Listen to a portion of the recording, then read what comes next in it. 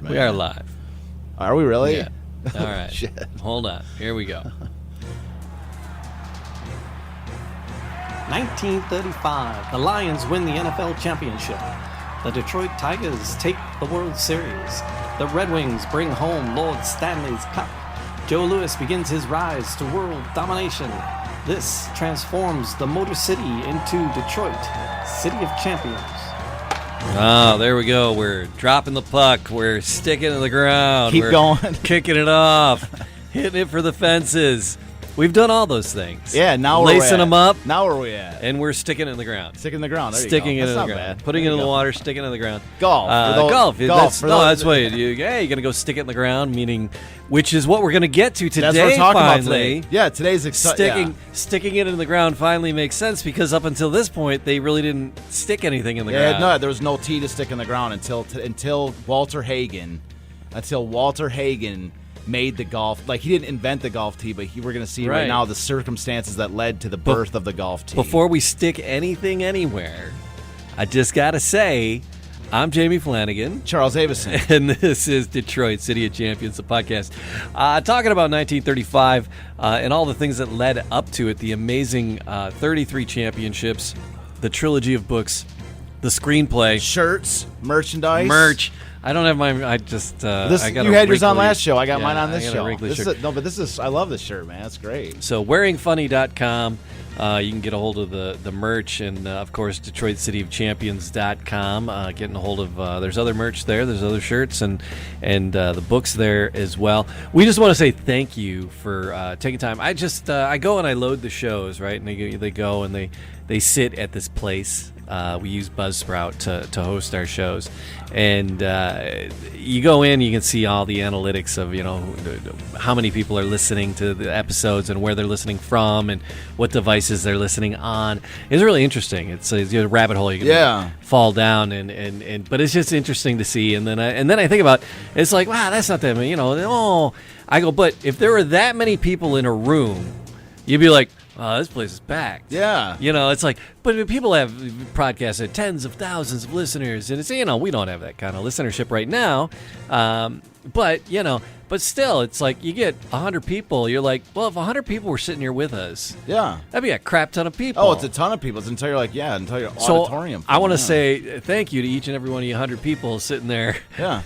Joining us every week. And I want to thank you to the people listening to us in the future, too, because that's one of the things that's cool is that once we have them archived on, like, YouTube and all this, they kind of float through the ether, and they just, eventually just somebody picks it up. Somebody might be looking up a story about, like, how did the golf tee get invented, and they're listening to us now. This might be the first show they've ever heard. We're talking about a whole range of, this is like a center point where they go, hey, I want to hear about some other stuff too. But thank you to everybody who takes the time and joins us for any and all of the episodes. So thank you. But it would really help us if you left a comment. It's all the analytics. Yeah, every comment, every everything really helps. Subscribing to it and then making a comment is ginormous. Oh, it's huge. So if you could just do that. Tell a friend, that'd be fabulous. But just making a like or subscribing and then leaving a comment is fabulous to podcasters. It's the crack we live on. It is, man. Hey, man, they got one more of those likes. Yeah, you got a like I can get. Yeah, but like I said, we were wandering through the story of 1935, and currently 10th part of. Walter Hagen. And by this point, if you've been following his Hagen is amazing. Like Hagen, and I love the fact we've been able to unpack this story slowly but surely. But every single episode we've done, this is the 10th episode on just Walter Hagen. In the first 9, every single show is got something, like I like to think, something incredible about this guy. The innovations, the changing the face whole of the sport, face exactly. Creating the sport. That's exactly right. The entire world. That's when you like do like a brief summary read of Walter Hagen. It does. You don't get anything compared to how big he was. There's a whole list of all the championships he won.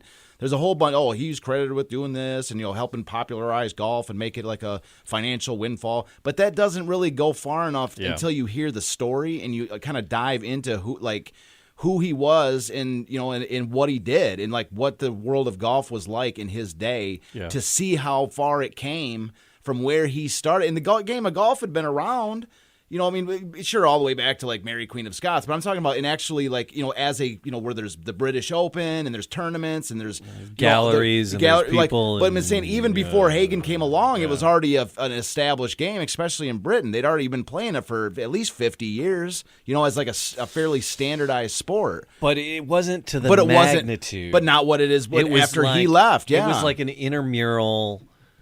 Like a big intramural league. But I'm saying, but his involvement in the game, he represents this era which shapes this thing, transforms it transforms I it. would say it's transformative. Absolutely. For There's sure. and when he leaves the game, it's going to be like you could call it the modern world of golf after he leaves. I mean, much of the stuff, and as we're going to get into today. He's just even like the creation, the evolution of like the golf tee. Yeah. That's like such a standardized thing, and golf, you don't even think about that. Like, right. well, yeah, the golf tee's always been there. That's not the case at all. And it's kind of neat because, your books, the trilogy of books, Detroit City of Champions, and you reference a lot of primary sources and early sources and early news clippings. And Walter himself wrote a book. We've been referencing a lot. Basically everything, all the yes. Why not go right to the Hague himself? And it's coming from his words, which has been fun, which has been it's awesome because he's my humble opinion. Yeah, I think so too. And that's the other thing is like when you read all these cool. We started out the entire series, the first series talking about throwing some of the kind of colorful quotes about him. And they're like, oh, he was a kind of, he was a playboy. There's nobody that could, have like so many awful shots in the same game and still win a tournament and all these different things. But it's like when you actually hear those stories about why they said that, that's when you get that. That's when you understand, you at least begin to understand, who he was and the sort of impact he had on like all around him. Yeah. So that's where we're at. So it's 1922. We're swinging our way home from a dismal performance in the British Open. He won that. He won the 22. He won. Yeah, the 20. That's what the show we did last week. The 22. Right. Remember, because he had 2 British Opens he lost. And then in 22, remember he was trying to. He worked on his game. Remember he went to Jesse Livermore and got the when he was going for his third shot at the Open. I just thought he won the French. No, that was the previous. He finished. He did the dismal. Dismal appearance in his first British Open, 53rd out of 54 golfers. I got to listen to this podcast more often. Yeah, you got to you got to be present while we're doing the show. I got to remember what the hell we were doing. Present. It's all good. All right. We cover a lot of stuff. So, but yeah, all right. So 22, he did. So win he the wins. British So before the 22 British Open, of course, he was incredibly short on money. And I'm going to read a quote here that talks about that. It's like, Hagen talked. I have a quote today that's one of the later quotes we're going to read. That he talks about how this is a regular theme in his life. He is a playboy, man. He likes to spend money, and he's terrible. He's not good at like working on like a long-term plan for this. He makes a bunch of money. He just blows the money, and then he's like such a famous star, and he's like, he's just like, well, I got to go play another 3 golf tournaments or something, and I gotta. So he kind of sometimes he's short on cash, and he's got to go do something to make a bunch of money. So prior to the 22 British Open, which is his third attempt, he went to Jesse Livermore, who is just if anybody didn't hear us get to that segment last week, Jesse Livermore is a stock market trader, and as much as people want to talk about Michael Burry, in some of these great stock traders of all time, Jesse Livermore shorted the 1929 stock market crash, shorted it, and made $100 million shorting. And like, there's people wanting to murder him because they thought he was the one that caused the crash, the big one. He was called the Great Bear because he shorted that stock market crash. A little bit. Yeah, a little bit. I don't think he's an innocent man. No.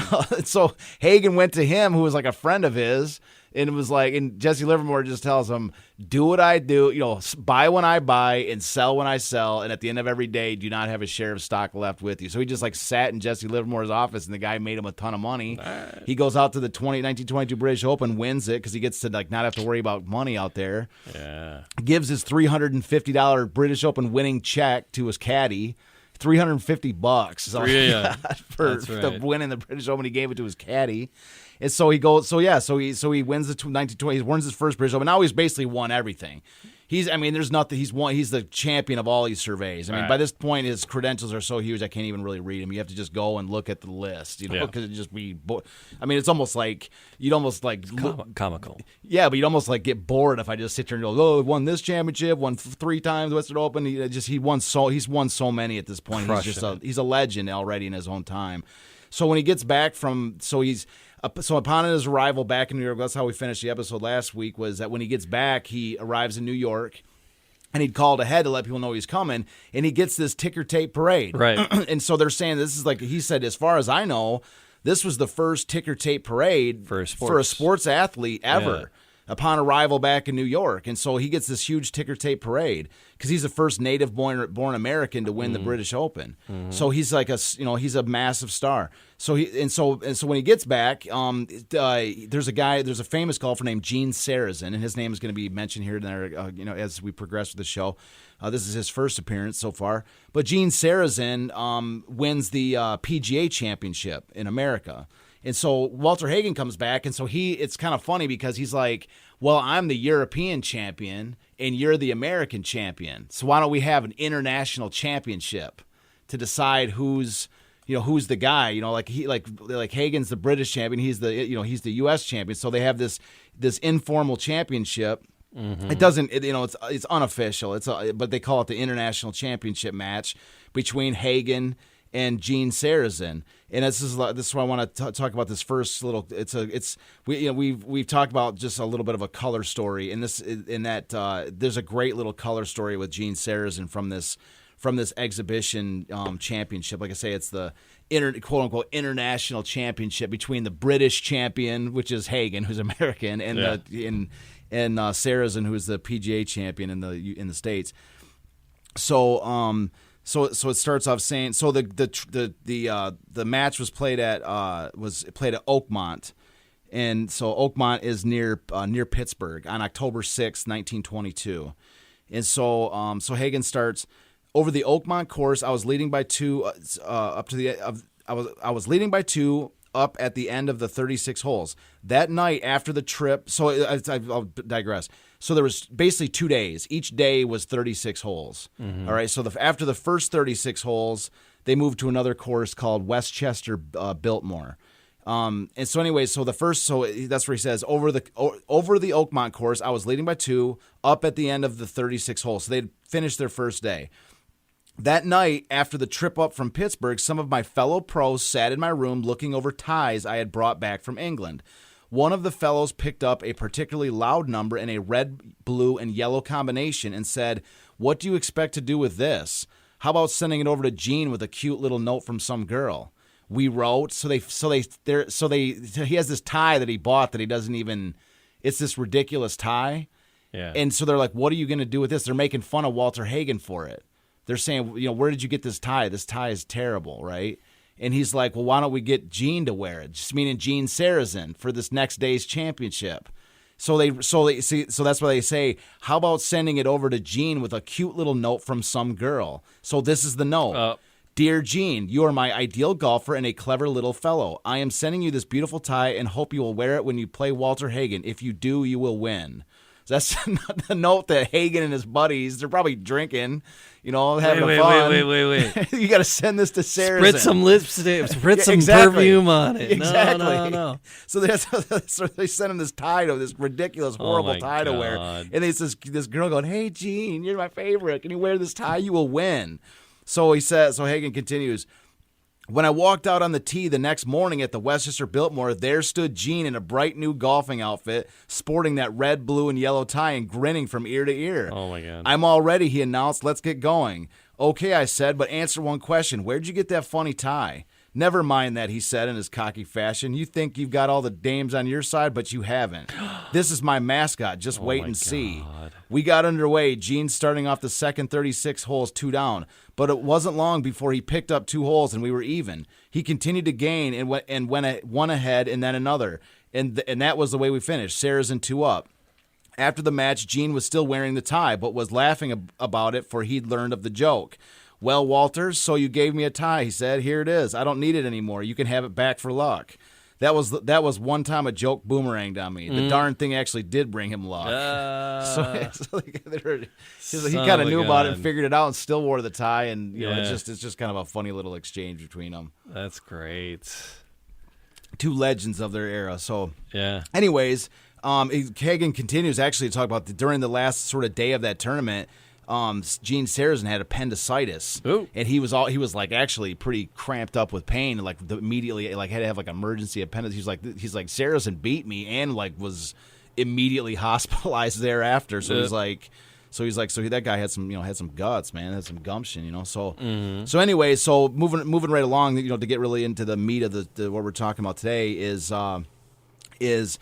really everything we're gonna be talking about today after this focuses on. There's going to be this exhibition tour that Hagen is going to take with a guy named Joe Kirkwood. And so just a little background on Joe Kirkwood. We mentioned him in the last episode because he was over at the British Open too. In fact, there's a photo of Hagen, Kirkwood, and a couple other guys coming back, a couple other legends coming back from the British Open that we threw on the last. There's 4 of them on a ship. Oh, yeah. 4 of them on a ship. That's the last one one of the last things we showed last show. In fact, I have another. This is the one I missed. You put the wrong date on. I have an updated photo because this one says 1922. It was after the 1921. I actually have the updated photo of it for you. Actually, no, that's not the one that was messed up. It was the other one. Anyways, so this is a photo. Kirkwood is in that photo. He is the guy in the very where we got it. Hold on, let me see. Where's that image? The second one, Kirkwood. There he is. Yeah, the second guy in. Yeah. Second guy from the left is Joe Kirkwood. Yeah. So, anyways, so that's them. That's after the British Open. Hagen's got the British Open trophy, and they're headed back to America on the Cunard line.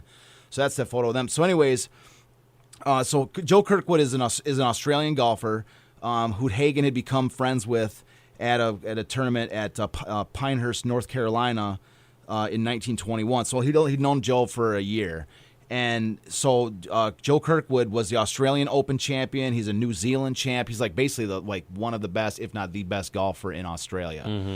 And so he was famous. Joe Kirkwood was for being a trick shot artist. Oh, and he developed this skill as from entertaining World War I veterans in Australia. So there's another quick quote I want to read. If you want to cue up that video, I got it. Because we actually have a video. If you're watching here, if you can't see it, you just look up Joe Kirkwood trick shots, and there's a ton of videos. But this is like my favorite one because it really shows the stuff we're going to be mentioning here. But again, it's Joe Kirkwood. If you look it up on YouTube, there's a ton of stuff on it. Right. So anyway, so this is what he talks about with Joe Kirkwood. So he talks about Joe Kirkwood's trick shot. But those trick shots of Joe's were not lucky shots. He had a golf ball trained. He began doing the trick shots to entertain the wounded and crippled Australian veterans of World War I. First, he showed those veterans how to hit the ball for varying distances. Then he showed them fancy shots. I've seen him hit a ball as hard and as far with his putter as with his driving iron. He could slice or hook a ball with any club, making it turn from left to right or from right to left. He'd play a full drive from the crystal of an open-faced watch or from the toe of a spectator's shoe. He would hole 6 balls all stymied in a row in rapid succession. He'd take a full shot at a ball and without moving from his stance would catch it as it popped up right in front of him. He could turn his face away and hit 12 balls in rapid succession, full shots. He'd play right-hand shots with a left-hand club and vice versa. It was all child's play to him. Every place we toured, Joe's trick shots brought great bursts of applause from the galleries. So he's going with a trick shot artist who's also a phenomenal golfer. And so there's another little story that kind of Hagen goes on about that before they left for this tour, Hagen had to talk to Joe Kirkwood and say, and we have a picture up on the screen. This picture is literally as they're leaving for this tour. Oh, okay. So they're headed out, and this is the tour photo, with Joe Kirkwood on the right and Hagen to the left. So anyways, it's funny because Hagen actually has to set Joe Kirkwood down and say, because I guess Joe Kirkwood was a bit of kind of like a rube, at least to Hagen, because he's like wearing suspenders. And what does he say? He said he's wearing suspenders and sleeve garters, which I don't even know. I can imagine what those are. But the guy that was wearing Farrell's ice cream. They yeah. But I don't know why that was such a big deal for him to not wear those. Yeah. Why would he's Hagen actually says in his book, he goes, I had to sit him down and say no more suspenders and no more sleeve garters. And he's like that. He goes, that was his first step into being the Beau Bremmel of golf. He actually helped Joe Kirkwood with his golf style, because I guess he was not really the most well-dressed golfer. And Hagen's like, if you're rolling out with me, who's like the number one best-dressed golfer out there, you're going to be at least number 2. If you're not going to be, I can't roll around with you looking like that. That's so he's got this section where he talks about that.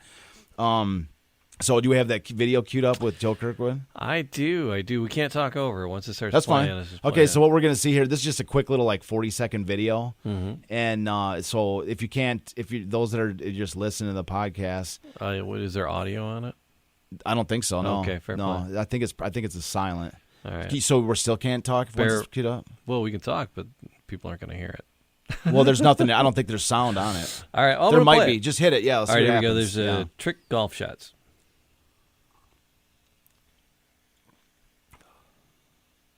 All right. So he's looking at the camera as he's hitting the golf balls the other direction. God, yeah. He just cleaned about 5. Now he's got three clubs, and he hits 3 golf balls at the same time. This one he's hitting a ball off a guy's shoe. Yeah. Right off it like it's nothing. This time so this guy's showing him this. It's on a girl's heel. Right. And this guy hit it with his ball. Here you can see it. Driving it off off another shoe. This one, he's got 8 balls lined up on this guy on his knee, off his chest, off his face, off the top of his hat. God, it shows you that guy is. You can just see the kind of stuff he was doing. Amazing trick shots. There's, again, if you're listening to the audio podcast, that was one of the episodes you need to go see the little clips. Yeah, if you look up Joe Kirkwood on YouTube, there's a ton of them. Yeah, and I mean, there's a bunch. I just like that one because it's a really quick little example of the kind of stuff that he used to do. All right. So, and I just thought it's great. But he was decent on the course. Oh, he was great. Yeah, he played in the British Open with Hagen. I don't know what he finished, but he won the Australian Open. He won the New Zealand. I don't know. He could make the cut. 100%. Hagen even said he's a great golfer. And he was a phenomenal trick shot artist too, that's what made this tour so interesting for people. And that's what made this whole thing, where we're going with this is that so you've got Hagen, which is the best golfer in the world. And then you've got Joe Kirkwood, who is a phenomenal golfer, but he's also a trick shot artist. And so the way they kind of build it, so the tour, the way it was set up was they would charge $500 for an appearance at a golf course. Yeah. Or so there was their choice. It was their choice. They either got $500 for an appearance, or they could 4 keep bottles of booze. Well, no, I'm kidding. They could take it off their tab, I'm sure. Yeah. But or they got to keep the gate receipt. So it was their choice. Okay. It was their choice whether whether they got $500 or gate, whatever was more. Yeah. It was the gate receipts or the $500. And Hagen even said a few times, he said there was many times during this tour where they just kept the gate receipts and it was 2-1. They the gate receipts were twice. And again, $500 an appearance just for shooting a game of golf on a course, or they kept double that money in the gate receipts. And again, keep that put in the context. He made $350. $350 was his payout for winning the 1922 British Open, the championship. So what does that show about how big he is? Yeah, that he's making $500 an appearance or double that for. Just for playing a game of golf on a random course. And it was across the U.S. He, with stops in Illinois, St. Louis, Louisville, Milwaukee, Detroit, just all the way across the United States. They went everywhere. And so the kind of the way that the whole thing went down was that Hagen was the straight man. He was just like the world's greatest golfer. Whereas Kirkwood was, again, was the trick shot, was the gag man. He was like doing all these gag setups and doing all kinds of weird stuff. But and then they'd play like local dignitaries and play against local celebrities or mayors or whoever, and then they would, Joe Kirkwood might drive his ball off the mayor's knee or something. You can see how that'd be interesting. Yeah. And so anyways, but what was kind of interesting was the contrast, because as much as Hagen was the straight man, he was also like, whenever there was any reporters around or there's any kind of media to be done, he was like the most flamboyant, talkative, giving every interview you can possibly give, interacting with the crowds. But at the same time, Kirkwood was like silent. Like he never talked. Hagen even said he had difficulty even getting a yes or a no out of him for media attention. Like he was, I don't know if he was just naturally quiet or if he just didn't really like just doing like big public appearance type things. But that was the kind of the contrast was that. Kirkwood was the gag man, but he didn't talk to anybody, and then Hagen was the straight man, but he was like kind of like the Mo of the Three Stooges, like he's the big, the leader and the talker, but he's kind of the straight man where you got Curly running around, that's not really talking to anybody. Yeah. So anyways, that's the setup there. That's the setup for this. And so now that kind of leads us into this story of the golf tee. And so the story of the golf tee is actually pretty well known. I did a little kind of a quick Google search on it. And this story that there's an evolution. There was a couple different people that came out with like versions of the golf tee, because prior to this whole thing, basically there was a couple like kind of evolutions of like how they teed off. And the first one, whereas they would have a bucket. They would just have a bucket of sand, and they would like the groundskeeper would like wet the sand. And you just take a handful of sand out of the bucket and like mold it into whatever type of tee you wanted on the ground. Oh wow! And then there was another thing where where there was like a cone, like a cup. You could like take a cup of the dirt and then like you almost make like a sand castle for you to tee off on. Yeah. Like set it up so you could like make your own. It's like a dirt tee basically. Right. So they had there's like a couple different variations. So like that's the way golf was done. That's the way golf was done. There was a couple people that had tried to do golf tees, but they were like expensive and kind of bulky. It looked almost looked like a stapler. One of them looked like a stapler almost that you put a golf ball on, and like it just didn't go. And then there was another one that started out, but it wasn't didn't have like the divot in the top to like cradle the ball like the eventual golf tee did. Right. But so anyway, so none of them really stuck. So here's the story. This is Hagen. Like all these different things online, they do credit Hagen for this tour for when this golf tee got huge. All right. But what's cool is that this is the story of the golf tee from Hagen's own perspective. He's telling like how the story happened. So this is Hagen in Hagen's own words, how the golf tee got huge. So he actually says, he begins, for over 400 years, golfers had pinched a bit of sand into a suitable tee for their drives. If one did not use sand, he'd hit the earth with his club or kick up a small amount of turf for teeing the ball. There had been no artificial change in the practice since the game's origin. In 1920, Dr. William Lowell, a New Jersey dentist, a novice golfer with no great respect for the revered traditions of the game, whittled out a little wooden peg on which to mount his ball for the drive. Playing companions ridiculed the idea, but his sons induced the doctor to patent the gadget and put it on the market. The little peg thus manufactured, painted red, was advertised to the golf world as the Ready Tee. Professional golfers dismissed it as silly and refused to accept the tees as gifts. Amateurs shrugged off their use, and even the ladies of the game looked down their pretty noses at Dr. Lowell's little invention. Probably nothing would have come of the tees had not Joe Kirkwood and I decided to use them as a sort of added attraction on our exhibition tour of 1922. That and the fact that the good doctor shelled out $1,500 as a persuader. So they didn't do it for free. Yeah. So anyways, yeah. So that I think that's all of that. So let me see here. Right here. So he says, Alex Smith told me sometime later, after Joe and I had used the tees in our matches at the Shennescosset Club in New London, Connecticut, where he was pro, that he took more than 20 orders for those silly little tees. He said he put in a stock, but felt they were only a passing fad. Joe and I strutted around the courses with bright red tees stuck behind our ears. At each tee, we used them and left them, and the kids scrambled onto the course, grabbing them as souvenirs. They became so popular that the club officials found it necessary to rope off the driving tees and the fairways to control the gallery. This was the first time in the history of golf in the United States that the gallery control ropes were used.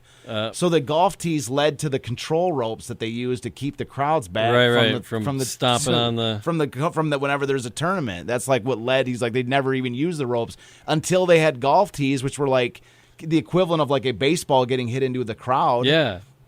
and we have the Ready tees up on the screen right now. Yeah. But this is like the original packaging where they had the little red tip and it said Ready Tea on the actual butt of the thing. Yeah. So, anyways, this is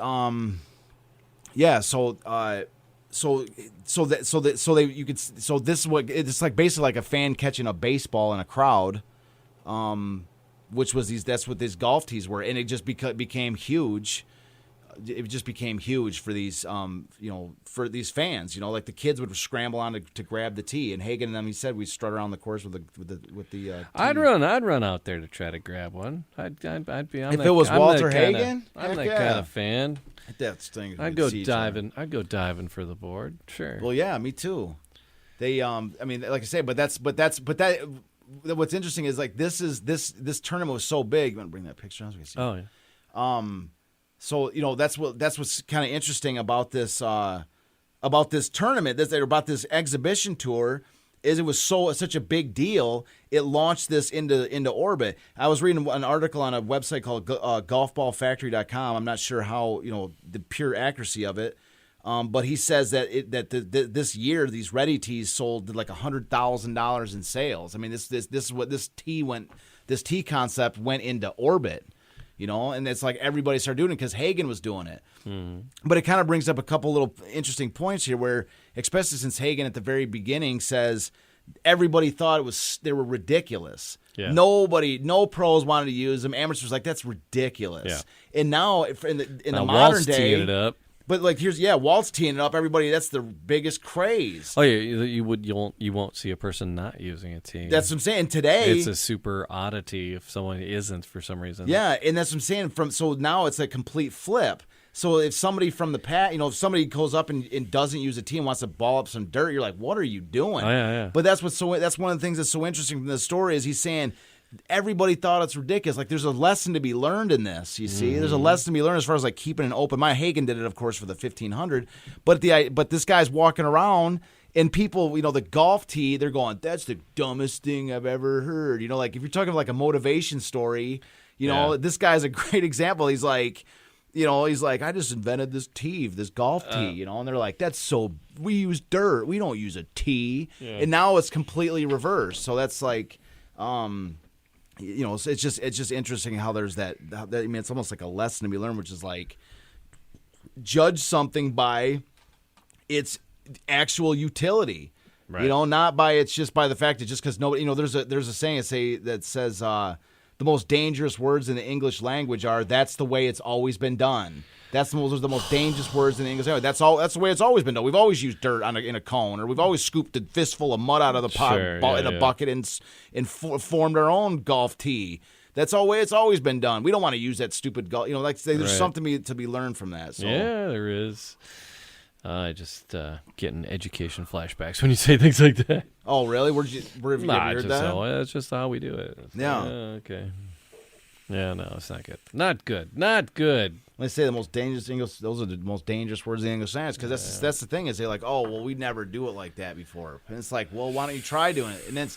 And what's funny is that especially like I got my own, it's really the entire City of Champions thing like that goes right down my alley, and it's of particular interest to me, that concept, because again, the City of Champions story.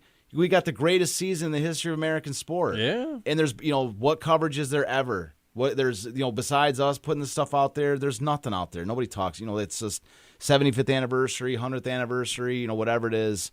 It's just, there's none of the players' names are hanging from the walls. None of them are retired. Nobody, there's just no discussion anywhere on it. It's like, and so it's, it's that concept that I've been going against. I have this baseball analytics discovery trying to bring this out, and it's that concept that I've been fighting. So for my that's what my entire career is based on, trying to overcome that concept. So for me in particular, that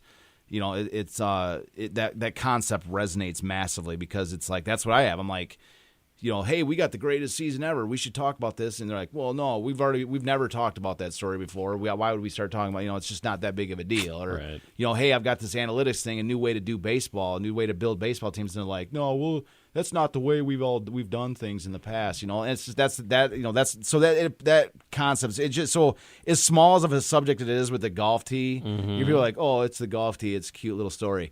But for me, it's like, like I say, it's just it's something that's worth noting because that's a guy that broke through. It's a guy that broke through that goes, yeah, it looks stupid, but it's great, And then Hagen's doing it. He found his way through, which was to get Hagen to use him on his tour. And the thing changed the world. It's a whole different world now. Yeah, that's a good. That was a good $1,500 bet there. Yeah, for sure. So that's pretty much. I've got one more. The story. So that's pretty much it. I just want to talk about this tour they're on, the kind of the development of the golf tee. Yeah. And I also wanted. There's one little last story, and this is kind of a funny story from. This is actually from down the road. It's 1929 with Hagen because Hagen and Joe Kirkwood went on another tournament. They went on another exhibition run, and it's just kind of funny because it was something we were actually talking about at the beginning of the show, and it kind of it's just kind of funny because it shows another example like who Hagen was. Wow. And I don't know if we'd ever get back to the story once we get to this point in Hagen's life. All right, well, let's get to it. So anyway, it's actually a quote. It's just easier to read it than to describe it. Right. So in 1929, Joe and I met in Los Angeles to get our reservations for the first leg of a 6 months tour of Australia and Japan. Joe was always a penurious soul. He kept account of every dime he made, and most of the coins stayed close to him. I had been living pretty well, not participating too much in golf tournaments. Consequently, I was short of cash, and I put the bite on Joe for $1,000. So he runs out of dough. I would gladly pay you Thursday Yeah. for a hamburger today. In this case, he's looking for the grand. So he's like, I was short on cash, and hey, Joe, I'm good for it. We're going to go on an exhibition. Hey. We get $1,000, right? So he let me have it after some argument, and with the understanding it would purchase my steamship ticket because they're trying to get to Australia and Japan for the 6 month tour. So my intentions were good.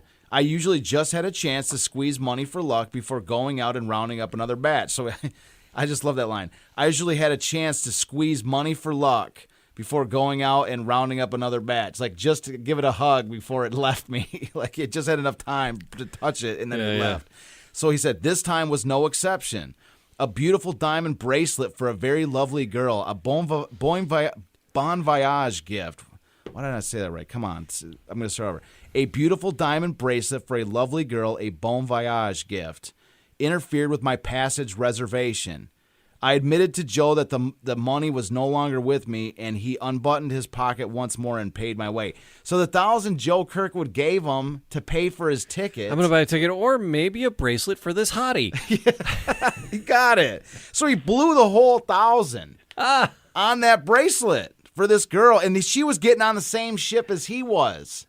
This bon voyage gift. Did you hear he said? Yeah. He goes, before going out, so he said, this time was no exception. A beautiful diamond bracelet for a lovely, very lovely girl. A bon voyage gift. Be interfered with my passage. Giving her this gift interfered with his passage reservation because he blew his money on it. He goes, I told Joe, I don't have that money anymore. And then, but what's funny is the next bit where Joe finally says, when the girl proudly showed Joe the sparklers on her arm, his eyes really popped. He got the idea immediately. We steamed out for Honolulu with all our funds in Joe's possession. He kept books and held on to most of the cash for the entire tour. Hagen gave this girl a friggin' diamond bracelet before he did, but it was all of his dough. Yeah. He fucking gave. You can make a movie on this guy, man. He's the greatest character. But the thing is, he was short on cash already. He had the money he gave away was the money he borrowed, and Joe had already yelled at him. He even said, I'd been living pretty well, not participating too much in the golf tournaments. Consequently, I was short of cash, and I put the bite on Joe for $1,000. He let me have it after some argument, and with the understanding it would purchase my steamship ticket. So Joe was saying, "What are you doing? You're screwing up. You're not doing right." Yeah. And I'm going to give you this $1,000, but only so you can get to Australia. Right. So that's it, right? Yeah. That's the only reason I'm giving you 1,000. You hear me? And the next thing, I'll probably make more money with you there. So exactly, all right. I need you there to make a bunch of money, and I know I'm going to get paid back because we make a bunch of money every time we do these exhibitions. But Hagen takes that grand and he's like, "Oh, totally, Joe, 100%. I wouldn't spend that money. Right. I wouldn't spend that 1,000 on anything but that boat ticket." Yeah. Right, and then anybody see that dame I was talking to? Yeah, she goes, "Hey, Joe, look at this bracelet Walter bought me." And he's going, "Oh my God, Hagen, you're such a jerk, man." And he's like, and Hagen didn't even have a ticket. He had to borrow money from him again to actually get the ticket.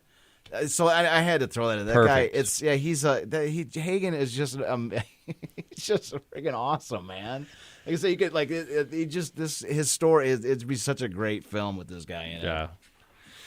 Well, he's part of the screenplay, isn't he?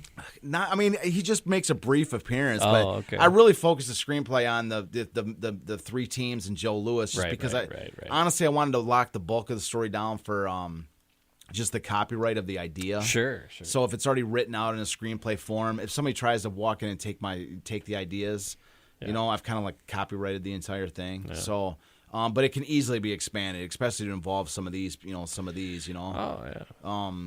I would love it. That's. You know what you recommended to me was the Outlander. Yeah. crazy watching that. Oh, you been watching it? Yeah. Good, man. No, we're drinking I got this whiskey from my mom. This what was it called? The Sassenach whiskey, and that's the name of the girl in Outlander. She got it from me because she loves that show too. Yeah. Yeah, well, she's the one that recommended it to me. So no, it's a great show. I love the Outlander. It's a good story. You got some naughty bits in it. Totally naughty. Yeah. It's like softcore porn in some spots. You're like, oh my god. And the fact that my mom recommended it to me, I'm like, wow, what are you watching? This is bad. Some of this stuff is bad, real bad. It's probably like Joe on his steamships. Yeah, like Hagen. Hagen on a Cunard line. Yeah. Because he met up with the sisters in that one trip. The one trip over he was taking, he met up with the actress. Yeah, with the actress. The Talmadge. The Talmadge. One of the Constance Talmadge, Connie Talmadge from the Talmadge sisters. Yeah. And he's like, man, that trip was awesome. The trip over, I got to meet Connie Talmadge. You know, he's like, Hagen is a freaking player, man. Yeah. He buys a girl a diamond bracelet. $1,000 diamond bracelet. Yeah. And that in today's not even his money. That's 1922 money. Mm-hmm. That's like a lot. Yeah. 6, 9, 10 grand. I mean, 1,000 today is a lot. Yeah. You're just gonna give some girl you met at the dock who's getting on the same ship as you. You're gonna buy her a bracelet of $1,000.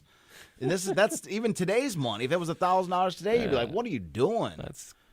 Hagen's like, I'm just doing my thing. I'm trying to get ready for the tournament. This is what I do. Like, trying to get ready for the exhibitions. So it's just I love Hagen, man. Like, the more you dive into him too, you're just like, it's just, yeah. So this is the golf tees invented.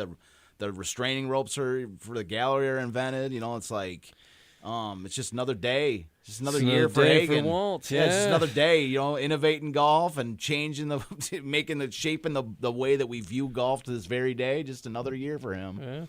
All right, so we're going to continue on the next time. We'll more of Walter's story as we move towards Ryder Cups and we're going to be getting to all of it. Yeah, a little bit more Detroit stuff. Mm-hmm. Yep. The Oakland Hills parties going on. Yeah, I'm not. Yeah, I'm not sure what we're going to be talking about next week, but. They're on the way. It's all on the way. It's all on the way. It's up and coming. And so stick around. Thank you for joining us and being part of the party.